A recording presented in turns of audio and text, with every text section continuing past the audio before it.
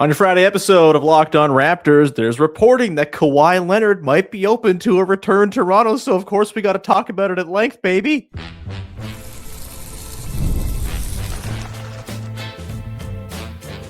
You are Locked On Raptors, your daily Toronto Raptors podcast, part of the Locked On Podcast Network, your team every day.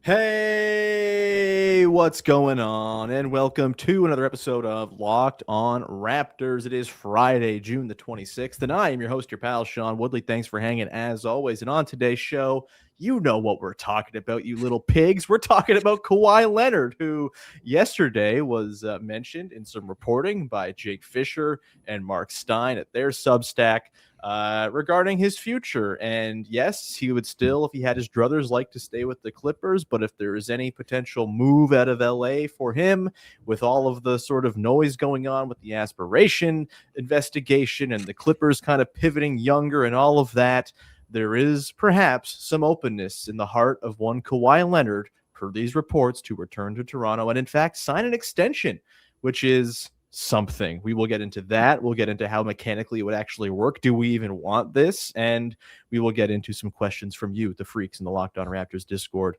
as well. Of course, we talked about this a little bit on the show yesterday with Joe Wolfond, but that was before the Stein and Fischer reporting. So we will get to that on the show. Today's episode is brought to you by Odoo. Great organizations win because operations matter, and that's why you should get Odoo. Try for free at odoo.com/lockedon. That's odoo.com/lockedon. And let's bring in someone who I think is thrilled to talk about today's subject matter. It is one Katie Heindl from Basketball Feelings. I feel like, sort of nostalgia and things in that area are probably a pretty good thing to talk to you about here, Katie. I have fully Kawhi Leonard pilled myself. I think the Raptors should pursue this with all their might. I want it so bad. I want to watch the board man be fun guy on the team again and do fun laughs and hit threes and do defense. But maybe I'm a rube and I'm all just, like other Raptors fans who are getting caught up in this, just a piece of leverage for Kawhi Leonard to try to milk all he can from Steve Ballmer, which, hey, if that's the case, fair enough. I've been played again, but I'm all right to be played again, Katie. How are you feeling about all of this? What was your instant reaction upon hearing this little trickling of reporting from Stein and Fischer regarding Kawhi? Terrible. Okay. Expand. Terrible. One, look, I don't. Jake's a pal, but like, I don't put a lot of. I don't know. If someone just is trying to pivot away from crime, do we really want to be a part of that? I mean, we should all be trying to pivot away from crime, I guess, but should we be taking it out on an entire city and its fan base? No. I was not surprised because the NBA is nothing if not cyclical and nothing if not extremely tied to its own nostalgia and the idea of like something worked once, so therefore it must work again and also in perpetuity. No, Katie, it will work. No matter like what the extenuating circumstances or the roster changes or even like the change of the league, the shape of the league around something like this. So yeah, man, I'm not for it. My reaction was just like, this just feels like slop. It also feels like using a place as a bartering chip, as you mentioned. Sure. Yeah. For him to like want to get out of LA. And as you know, some people pointed out rightly, like this has also happened before. Yeah. It has happened before. He's also, if we want to talk about nostalgia and what's worked before, this has worked for him before. 100%. That's all right. Play me like a fiddle, Kawhi. I'm cool. Look, the leverage play element of this certainly is probably a thing we should talk about, right?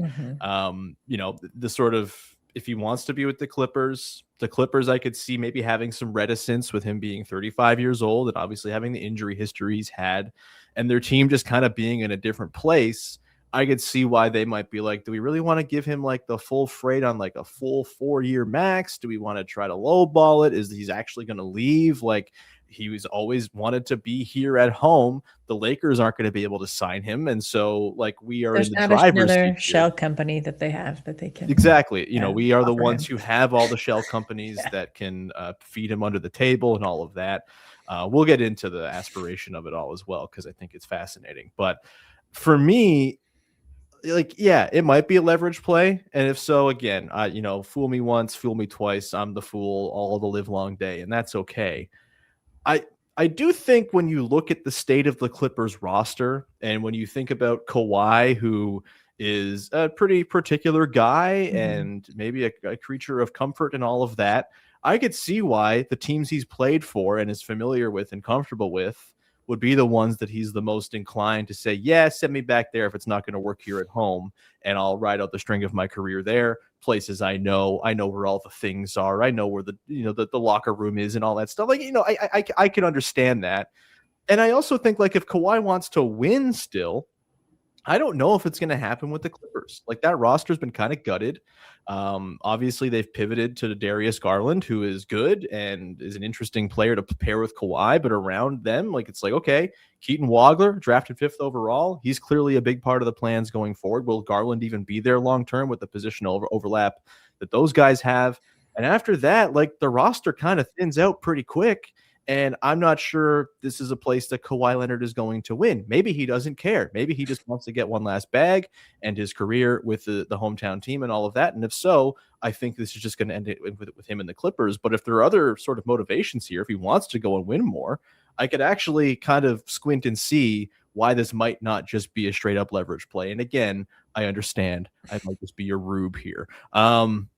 With the aspiration thing, Katie, I think there's like some reticence from Raptors fans I've seen in sort of the comments and whatnot, and the Discord about, well, like, you can't trade for a guy who's going to get like the death penalty from the league. I don't think if there's a punishment here, if the NBA has any stones at all to even exact a punishment on the Clippers here, I don't think Kawhi is going to bear the brunt of it. I think it will be the Clippers that kind of end up in hell, which could be another reason why maybe Kawhi's got an eye on the door and looking, hey, if it's not going to work out here, if this team's not going to have picks for the next 5 years or whatever, maybe it's better for me to go play somewhere else.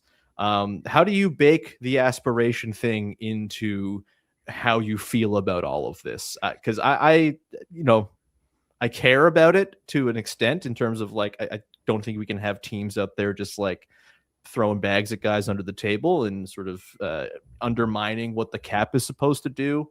On the individual player basis, I can't really begrudge a guy just like taking a bag handed to him by a shell company. So I don't really know where I come down on all this. Like, I don't think I view Kawhi as the villain in this necessarily. Maybe Uncle Dennis, certainly Steve Ballmer, maybe Lawrence Frank. But I don't know. How do you reckon with all of that as part of this conversation?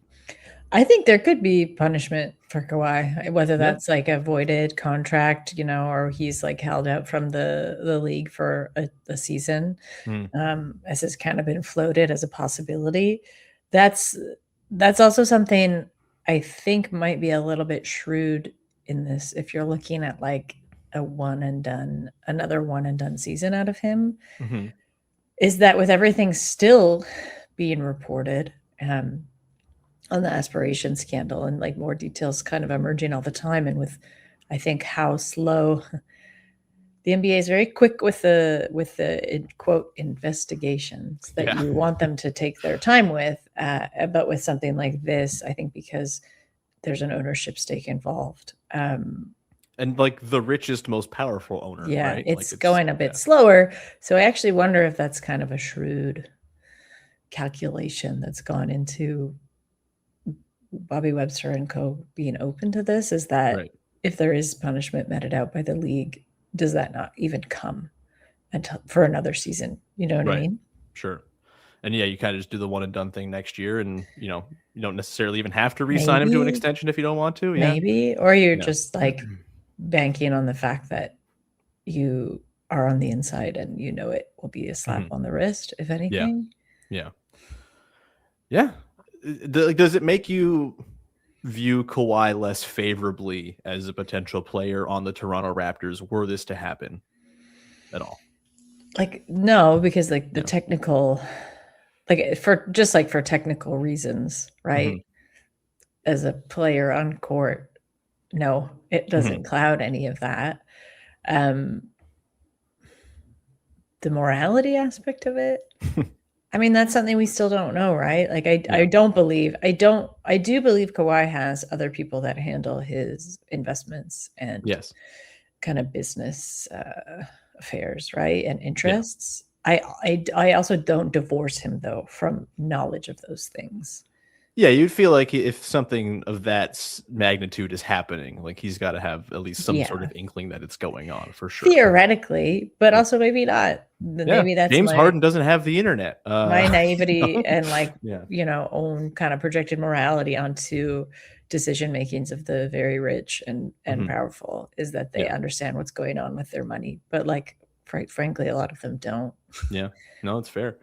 I will say, Katie, just the pure basketball argument of this is what has me so intrigued, because I do think if the Raptors were able to pull this off, they would probably be right in the mix in the Eastern Conference among the heavies next season, because Kawhi Leonard is still that freaking good at basketball. We're going to come back on the other side and get into the mechanics of how this would actually happen, who's untouchable if in fact it comes to trade negotiations from the Raptors end, and would it put them into that contender class? We'll do that coming up in just a sec. Today's show is brought to you by our friends over at Game Time. There are more live events than ever we're seeing right now. Games, concerts, comedy shows, festivals. The hard part isn't deciding what you want to attend, because you want to go to all of it. It's actually getting the tickets for the things you want to go to without long wait times, confusing checkout processes, surprise fees, and tickets that aren't actually real. You don't get any of those problems with Game Time. It's the single best ticketing app out there. I use it for all kinds of stuff. Blue Jays games. I have Toronto Tempo season tickets, but if I didn't, I'd be buying tickets to go see Marina Mabry drop 53 points on people's asses all the time through Game Time, because you get views from your seat. You know exactly what you're going to see when you sit down, and prices go down as you get closer to game time as well. It is an app I've used a ton, both in Toronto and abroad, to see sporting events, and I cannot recommend it enough. Take the guesswork out of buying tickets to every type of event with Game Time. Download the Game Time app, create an account, use the code Locked On for $20 off your first purchase. Terms apply. Again, create an account, redeem the code LOCKEDON for $20 off. Download the Game Time app today. Back at it here with Katie Heindl as we continue to sort through the Kawhi Leonard business, a thing that is almost certainly not going to happen, but we're going to talk about it anyway because it's June 26th, and the concept of Kawhi Leonard on the Toronto Raptors intrigues me greatly. We've seen it before. It was awesome. Yes, it was 8 years ago. Do I care? Not particularly. He's still very, very good. He made second team All-NBA this past season, Katie. Ultimately, Kawhi, when healthy, remains like no worse than the seventh best player in the league at a given time. And we've talked as sort of a through line of this offseason, Katie, as we've watched the playoffs unfold, about feeling as though the Raptors are a little further away from being that inner circle contender class of team than maybe it felt like when they were taking the Cavs to 7. And I think it's hard to argue that Kawhi Leonard would not help them bridge that gap at least a little bit, if not all the way, especially if the sort of most logical outgoing salary to make this happen, Brandon Ingram, is the guy going the other way. It's just like a straight upgrade on Brandon Ingram to Kawhi Leonard. I think it's very, very much in the Raptors' interest to pursue that upgrade if it's there at all. I think he's that good. He's still that good. I know the health is a constant concern. Seemed pretty damn healthy this past season. He's had really high highs his last few years as well. Yes, he's 35 years old. I don't think that matters. He's still unbelievable. And so, yeah, I think they should absolutely be exploring this if he is available in any way, shape, or form and open to sticking around in Toronto beyond just next season too. But even if it's just a one-year thing, I think getting off of Brandon Ingram's contract and maybe reassessing in a year if Kawhi walks, it's not the worst thing to do either. I don't know, Katie, from a basketball perspective, can I talk you into this at all? No, I actually do. This is the thing. I understand quite deeply the logic of it. And, Bobby Webster said they are in a position to be opportunistic, and the Raptors absolutely are. I think without really forfeiting what is the core of this team, if you're looking at a salary match and potentially a pick or a couple picks to get Kawhi here, they can do that. right? The math does work out, and I don't think you're really leveraging. I think a lot of the other moves you and I have talked about, it's like leveraging too much of like the chemistry of the core or what they're Yeah. kind of working towards, but this Sure. feels like more of an adjustment that they can make. Mhm. I don't know if it's Ingram because I just wonder what the Clippers. I don't know if the Clippers would buy into that. That's fair. I mean, yeah, If it's I like think a Julius Randle just got dumped for not a whole lot, yeah, and if I it's think like a Ingram is kind of in that tier of guy, right? So, Hurdle or a Quickly or an RJ Barrett, I do mhm. wonder if that cuts a little bit closer to the quick of the team, so to speak. Mhm. Um, and yeah, like I think the thing with Kawhi is it's always a roll of the dice. He did have a phenomenal season last year, like Mhm. honestly, like one of his best ever, not just in recent years. He seemed like able to kind of weather the storm, but I also think that like the Clippers were not making that much of a competitive push. Sure, yeah. So the games he kind of picked up and like took off in, he sort of could do it almost like at his leisure. Whereas like Mhm. what does that Sure. look like when you get to the end of an 82 game season and then you get into what is a grueling, like the playoffs are always grueling, but to me Yeah, they're this hell. Yeah. season especially, they seemed like very dragging Yeah. on a lot of teams that were healthy going into them and came out very hobbled, Mhm. including the Knicks. So that's where I do wonder, like the stamina question, Mhm. the stamina, Sure. the conditioning question, skewing so much older when the team itself skews younger. Yeah.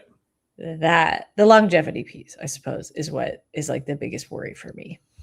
And I think that's totally fair. Like, and that is the reason why I wouldn't be doing just like everything on the table, right? As Yeah. good as Kawhi is, like a second team All NBA guy is traditionally the kind of guy you would put everything on the table for if you were serious about him. I don't think you can do that for a guy who's 35, who has 1 year left on his deal, who, even if you sign him and he is open to an extension here, that's going to be a really big contract for, deep into Scottie Barnes' prime. And that's a big consideration in the modern NBA where you have to, be careful about how you spend every single dollar, and having a guy you're keep paying 50, 60, 70 million dollars a year to who's not healthy can be a franchise ruiner. And so I get that totally. I think if it's like, and again, I don't know if the Clippers have like crazy leverage in this one to ask for everything either, right? I think, if they were to be moving Kawhi, all of those concerns are kind of reasons why they might not want to sign him too, right? And I think that kind of limits how much they can exact from a team in a trade. I know our pal Samson Folk took some crap yesterday on his reaction episode to this news dropping, or news reporting, but subterfuge, we can call it that, kernels of information, by saying he would include Collin Murray-Boyles in a trade for Kawhi. And I would not do that. I think he would firmly be untouchable for me. And if that means you don't get Kawhi Leonard, then I'll cry in the corner, but ultimately I'll be fine. Would you agree with that, Katie? Or is there, if it's the kind of thing where it's like Collin Murray-Boyles plus whatever big salary has to go back to the Clippers, but it's like no pick outlay. It's just that's the guy the Clippers get back. Mhm. Could you talk yourself into it because of the lack of pick outlay, or is he untouchable and is trading 14 years in age of Collin Murray-Boyles for Kawhi Leonard a little bit too much for you? I think he should be untouchable, but Mhm. I think that's also what the Clippers would want because they're Definitely. trying Yeah. to skew younger. Yeah. They're trying to get away from this. Like if Brandon Ingram return doesn't look so good to them, just Yeah. just on the face of the age of it alone. Mhm. But if anyone is untouchable, beside like beyond Scottie Barnes, it is CMB because of Yeah. the pairing, I think, between the two of them.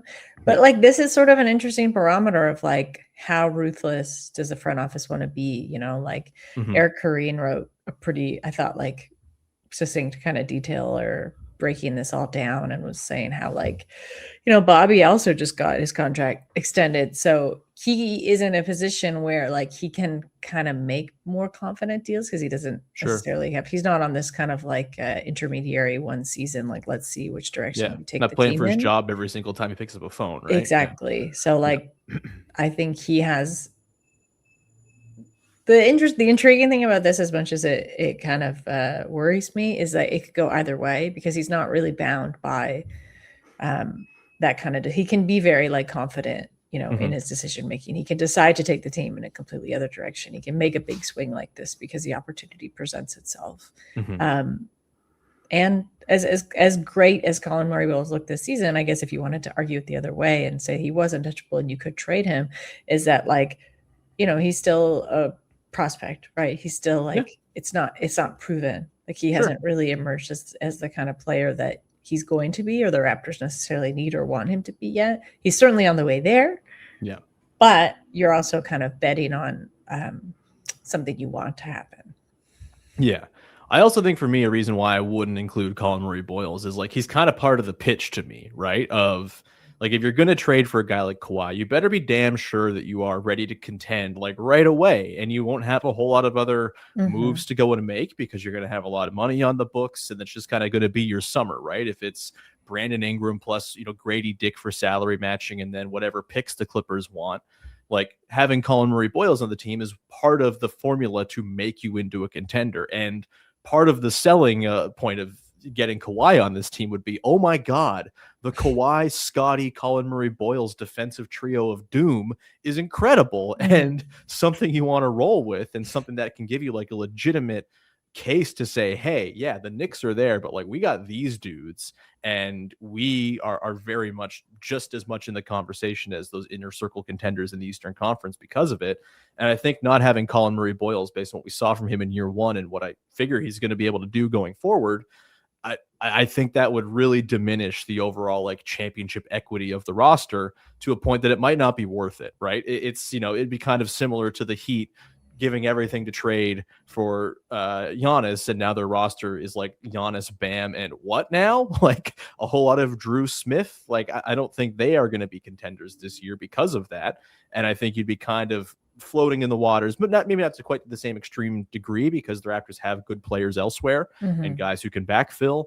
But I think it'd be kind of getting into that same territory because I think Collin Murray-Boyles with Scottie, with Kawhi Leonard is kind of the selling point of why you would do this, because those three together would be dynamite. You could play him at the 3-4-5. You could play him at the 2-3-4 with a traditional center, and it could all just be an absolute delight to watch. And so that's where it kind of falls flat for me. And I also just don't think Kawhi at this stage of his career is really going to have the value that the Clippers can say, we are not doing this if you don't give us Collin Murray-Boyles. I don't think that is, if he was 27 when the Raptors traded for him in 2018, and he couldn't even net back Pascal Siakam and OG Anunoby. Like, I know he was coming off of an entirely lost season then and all of that, but I think there's reason to think the Raptors would not have to include CMB to make this happen. And it's, again, why I'm into it. And if, like, you look at it from the Clippers perspective, they owe a lot of picks out. They owe they have like some extra picks coming in from like the Pacers in the future, but they have a bunch of swaps out the door still. Next year, they still have a swap with OKC. I think if you go with a pick heavy package around Brandon Ingram for a team that is clearly pivoting towards a Keaton Wagler led future, I think maybe there's some common ground there for both these teams to come together and for it to make sense for both sides. Again, probably not happening, but interesting to think about. We got some mailbag questions, Katie, on the other side that we'll get to coming up in just 1 second to close things out. One of them is about Kawhi Leonard. One of them is about a guy who the Raptors once traded for Kawhi Leonard. We'll do that coming up in just a sec.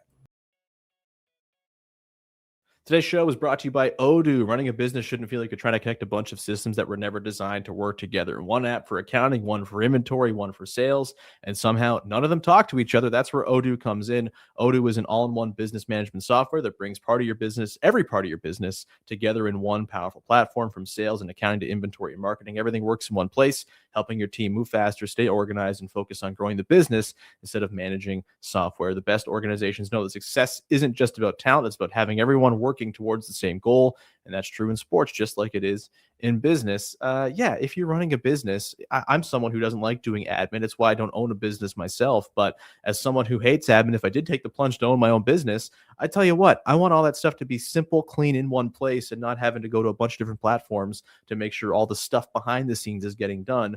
Odoo makes it so you can do that beautifully. Great organizations win because operations matter, and that's why you should get Odoo. Try it for free at odoo.com/lockedon. That's odoo.com/lockedon. odoo.com/lockedon to get your business operations together, baby. Today's show is also brought to you by our friends at Quo. Missed calls and slow follow-ups can cost businesses more money than they realize. Every unanswered call, forgotten text, or delayed response could mean a missed opportunity, a lost customer, or revenue left on the table. It's why today's episode is brought to you by Quo, spelled Quo, the business communication systems built so you never miss a call. Quo brings your team's calls, texts, and customer service conversations together in one place, helping businesses stay organized, responsive, and connected. I'm someone who very often has to call someone to help me fix things within my home. I'm not particularly handy. And so if I need a plumbing job done or I need some sort of roofing situation fixed, I'm going to call a company. And if they don't answer me right away, I'm just going to the next company and seeing if they'll take my call. You don't want to have those calls missed. And so if you're out of the office, you're taking vacation, you want to make sure nothing's getting missed and the people on your team can see what's coming in. So you get all those opportunities. Quo is the way to ensure that you are picking up every single call you should be picking up to maximize what you're doing with your business. Money is on the line. Always say hello with Quo. Try Quo for free, plus get 20% off your first 6 months. We go to quo.com/lockedonnba. That's quo.com/lockedonnba. Go check it out. Back at it here with Katie Heindl. And this offseason, we have been doing a lot of mailbags when Katie's on the show. We had some Kawhi stuff to talk about off the top here. But we have questions from the listeners to squeeze in here at the end of the show, Katie, because we got to do it. The mailbags have been a lot of fun this year. People have been coming correct with good cues. This one here comes from Matthew Stratton on the Kawhi thing. Would trading for Kawhi Leonard be the end of the Scottie Barnes era?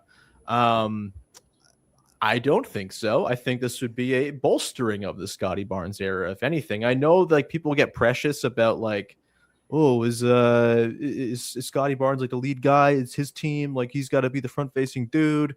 Can't have anyone taking his touches and stuff like that. I kind of think that would be unimportant if Kawhi Leonard run the team and they were in like serious contender mode. But that's just me. Katie, what do you think about this one? I think a fork in the Scottie Barnes era, like a branch of a tree that doesn't necessarily go anywhere. It just kind of goes away for one season. But like in terms of the way the two of them operate, neither is like, they might be like the face of the team at face value, but neither is the face of the team in terms of like the talk piece of the team. So I guess that's Jamal Shed, of course. Yes. Yeah. So I don't think that like that hurts it at all. Yep. And, you know, as we've discussed in length, no, I think it would be almost like a rocket booster for Scottie Barnes for like a season, if it's like a season long or maybe longer. I don't know. But if we're talking about it one season long, then I think that's kind of all it is. And then it falls away, just like in space. Katie, you seem to be skeptical about the extension element of this. Kawhi wants to come back, wants to sign forever, wind out his career at the place he won a title. He's a hero. He'll never eat food, have to pay for food again. Kawhi and Dine is back. No, man. Every restaurant that did Kawhi and Dine can no longer afford it. Do you know the margins on restaurants right now? Razor thin. No one's doing Kawhi and Dine. Yeah, that is a pre-COVID ass promotion for sure. Let's get to another question here about a guy who the Raptors once traded for Kawhi Leonard. Barney Bass asks, if DeMar DeRozan gets waived, would you like the Raptors to have a reunion with him? You could convince him to come off the bench, be your sixth man. How into a DeMar DeRozan return would you be, Katie? Theoretically, sure, but like, I don't think he's doing that, man. No, this guy has like, perhaps Masai's gone, and they've both sort of been on the record of like patching that up. But I think he has put this city and the people in it squarely in his rearview mirror. You know what I mean? Yeah. It doesn't feel like Kyle Lowry in the same way, right? Like, no, it doesn't. And it doesn't. And I hate to be like this neat and tidy about it, but in terms of like his career arc, like it doesn't feel like a bow on any part of it to do it. Right. I think like, unfortunately, the way that played out is his betrayal by the Toronto Raptors is the kind of nasty bow on his career. It's the clean break. Yeah. It was like the shattering, right? Yeah. It doesn't like really need to come full circle. Granted, like, yeah, of course I like the idea of it, but a little bit what for? Whereas the Kyle Lowry one day or however long, that is Kyle's arc Yes. Right. That is Kyle's full arc. Even though DeMar DeRozan was the one that like convinced Kyle Lowry to want to stay in Toronto and make like a go of actually running a team together. I'll never forget that. But like, he's the one that got stabbed in the back for that. Yeah. I'm saying screw it. Just do it. Bring back the whole band. Bring back Kyle. See if Serge wants to coach. Again, see, the nostalgia worm is like firmly in your brain. It is firmly in my brain. But like also, remember how awesome it was when they had all those guys? It was great. It was a time of my damn life. And if there's any pathway to doing that again, speaking of things from the pre-COVID era, if there's any way to enrich my sports fandom, like ultimately, I just want to watch a team full of guys I like, and those are some of the guys I like the most in history. So I would be fully, again, I'm an absolute Marc, Katie. It's sickening, but it's who I am, and I feel like I'm self-aware about it at least, so that's good.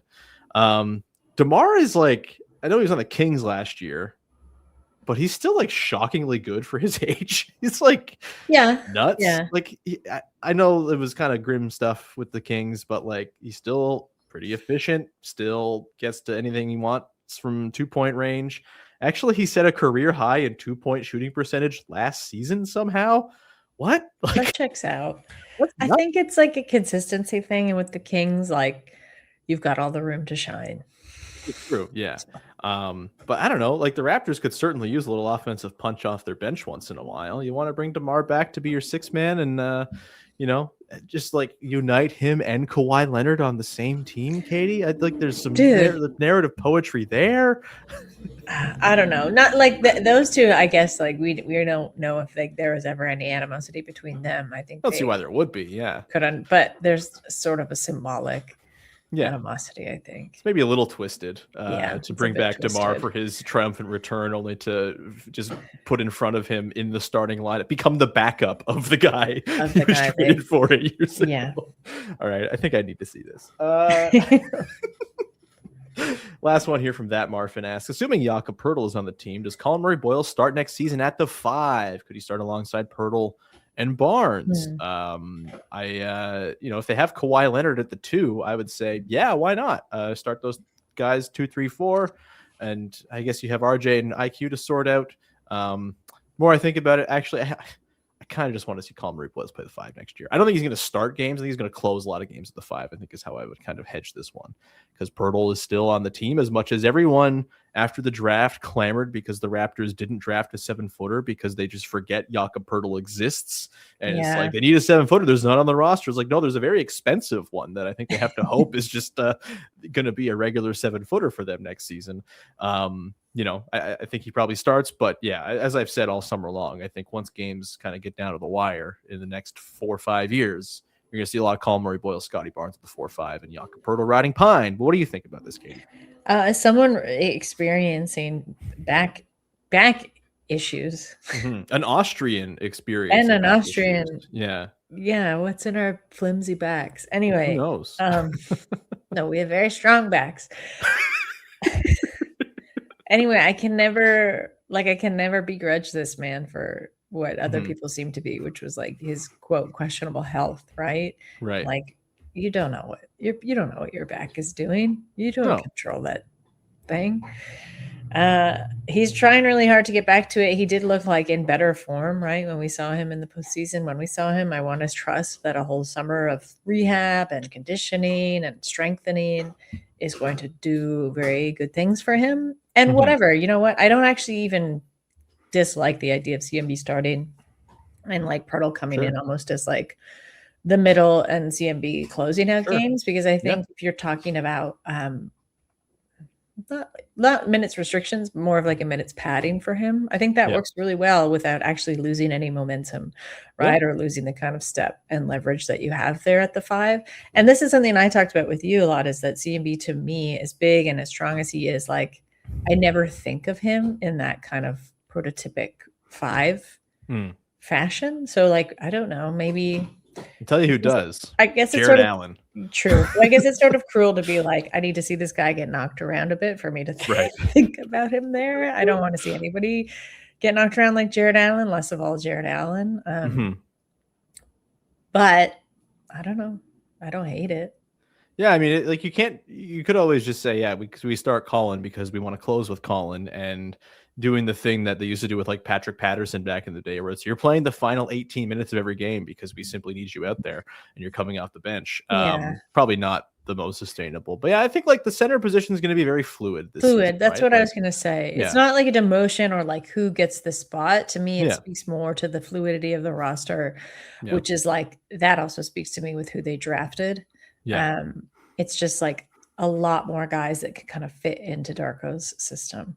Positionally ambiguous, I think, is one of the clear identities of this team, and I don't think that's a bad thing by any means. Also not bad was talking to you, Katie. I always love when you're on the show, especially when you indulge me in my nostalgia bait and all of that. I really appreciate you for not laughing me out of the StreamYard room. Anything you want to promote for the good people out there? Exits is still going.